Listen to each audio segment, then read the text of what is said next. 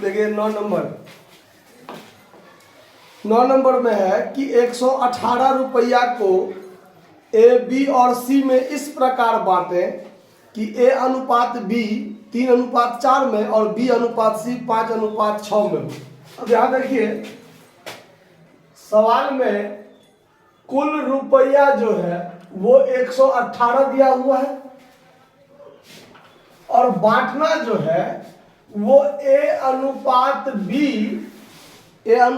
B जो है वो 3:4 और बी अनुपात सी जो है वो 5:6, यही है ना।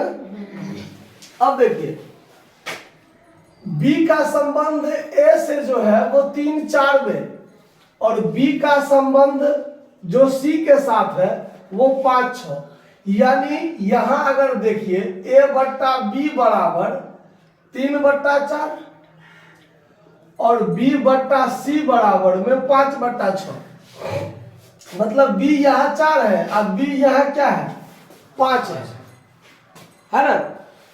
तो बी यहाँ 4 है तब बी यहाँ भी 4 रहना चाहिए, लेकिन यहाँ 5 है।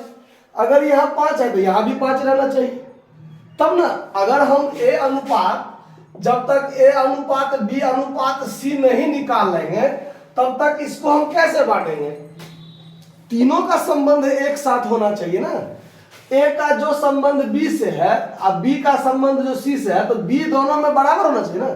बी दोनों में है, अगर बी दोनों में है तो बी दोनों में बराबर भी होना चाहिए ना। बी कोई दो व्यक्ति अलग अलग तो नहीं है, नहीं है। इसीलिए ए बी सी का संबंध जो हमको बनाना है उसमें बी क्या होना चाहिए, दोनों के लिए बराबर होना चाहिए।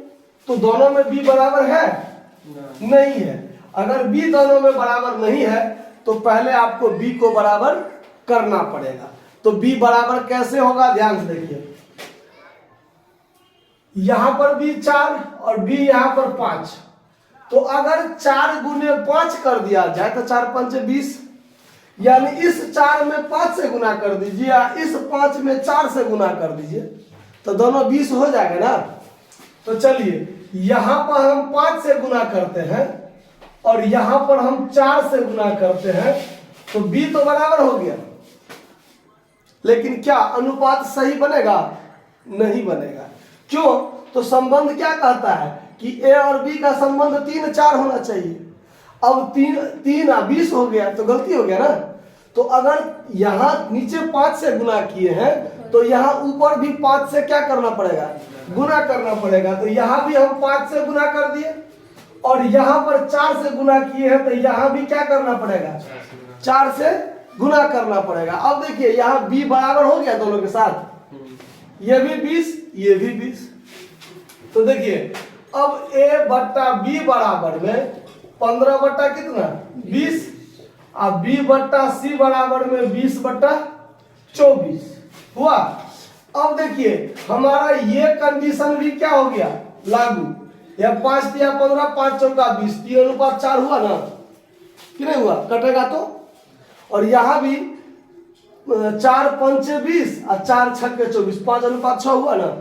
तो ये कंडीशन भी हमारा सही है और बी जो दोनों में था तो बी भी दोनों में बराबर हो गया ना।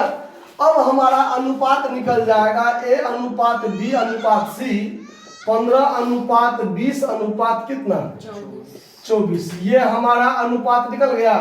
अब 118 रुपया को इसमें क्या करना पड़ेगा, बांट दीजिए, तीनों का अपना अपना हिस्सा निकल जाएगा।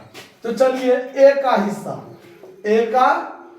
हिस्सा 118 गुने 15/20 20 40 10 50 और 9 59।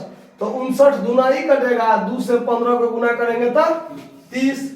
बी का हिस्सा कितना होगा 118 गुने 20 20 से गुना होगा, तीनों को जोड़ के 59 से भाग देंगे तो 59 दूना और 2 से 20 को गुना करेंगे तब 40। और सी का हिस्सा 118 गुने 24/59 2 से ही कटेगा और 24 से गुना होगा तो 48। तीनों का अपना अपना हिस्सा निकल गया।